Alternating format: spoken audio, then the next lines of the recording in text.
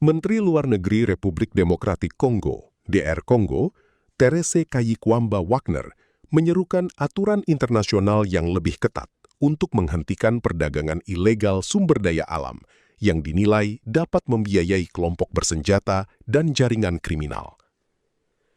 Dalam sidang Dewan Keamanan PBB di New York, Wagner mengatakan kekayaan alam di berbagai wilayah dunia masih sering digunakan untuk mendanai konflik, memperkuat ekonomi ilegal, dan melemahkan negara. Monsieur Antonio Guterres.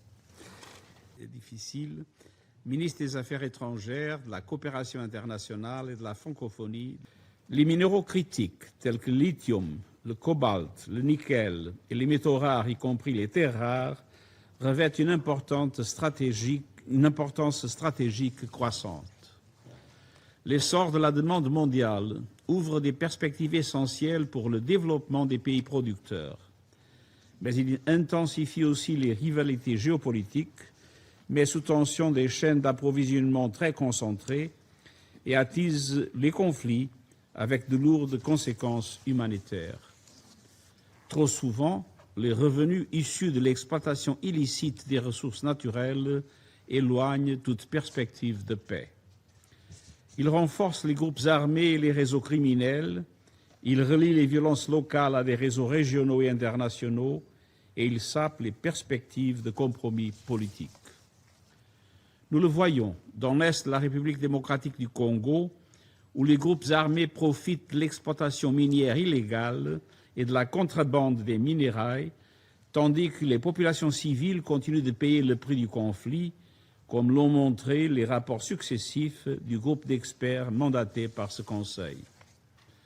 Nous le constatons également au Soudan, où la lutte acharnée pour le pouvoir et le contrôle du territoire est alimentée par l'exploitation des ressources naturelles, en particulier de l'or et de la gomme arabique, entraînant des atrocités et le déplacement de millions de personnes. Partout, le fardeau le plus lourd pèse sur les plus vulnérables, les femmes et les enfants, ainsi que les communautés chassées des terres qui recèlent ces richesses. C'est pourquoi le débat public d'aujourd'hui est particulièrement opportun. Madame la Présidente, le Conseil de sécurité reconnaît depuis longtemps que le commerce et l'exploitation illicite des ressources naturelles jouent un rôle majeur dans le financement des groupes armés, l'alimentation des conflits et l'aggravation des crises humanitaires.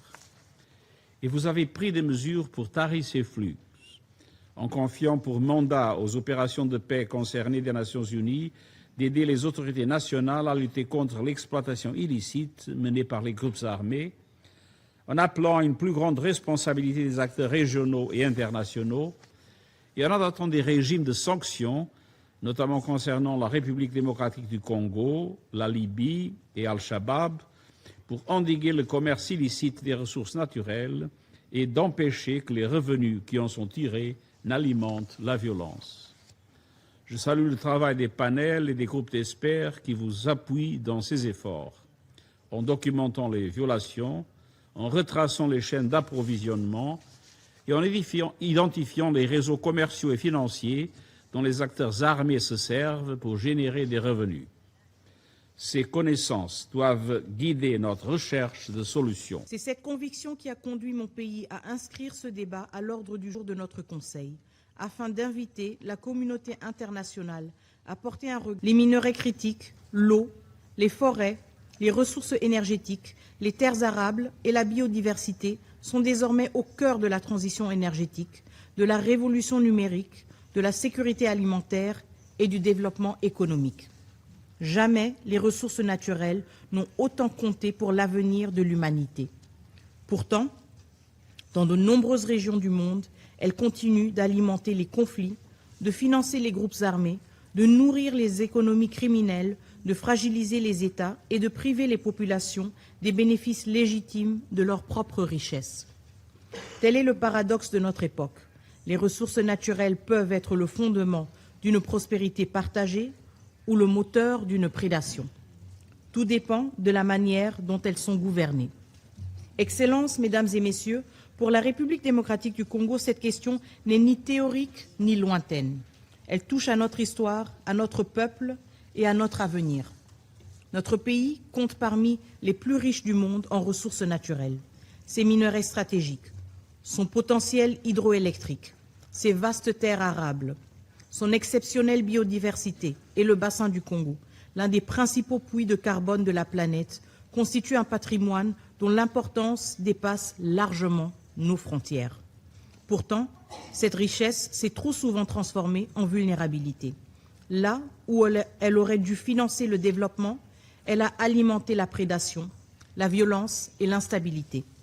Dans l'est de mon pays, la paix durable demeure indissociable de la lutte contre l'exploitation illégale des ressources naturelles, du démantèlement des groupes armés, de l'assèchement de leurs circuits de financement et de la fin des réseaux qui permettent à des minerais issus des zones de conflit d'intégrer des chaînes d'approvisionnement mondiales. Lorsque des ressources stratégiques financent la guerre plutôt que le développement, il ne s'agit plus seulement d'un défi national. Il s'agit d'une menace pour la paix et la sécurité internationale. Il ne peut y avoir de transition énergétique véritablement juste si elle repose sur l'injustice faite au peuple producteur. Il ne peut y avoir de chaîne d'approvisionnement réellement sûre sans sécurité pour les États et les communautés qui produisent ces ressources. C'est pourquoi la République démocratique du Congo ne vient pas devant le Conseil de sécurité pour se plaindre, elle vient partager une expérience, porter une conviction et proposer une voie. Car la situation de la République démocratique du Congo n'est pas une exception.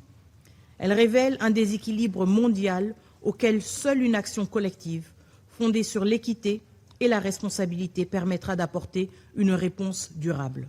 Excellences, Mesdames et Messieurs, la Charte des Nations Unies nous confie une responsabilité essentielle, préserver la paix et la sécurité internationale. Cette responsabilité ne consiste pas seulement à répondre aux crises lorsqu'elles éclatent. Elle exige aussi que notre Conseil sache en identifier les causes profondes et agir avant que les tensions ne dégénèrent en conflit. Au fil des années, le Conseil de sécurité a su adapter son approche aux menaces émergentes.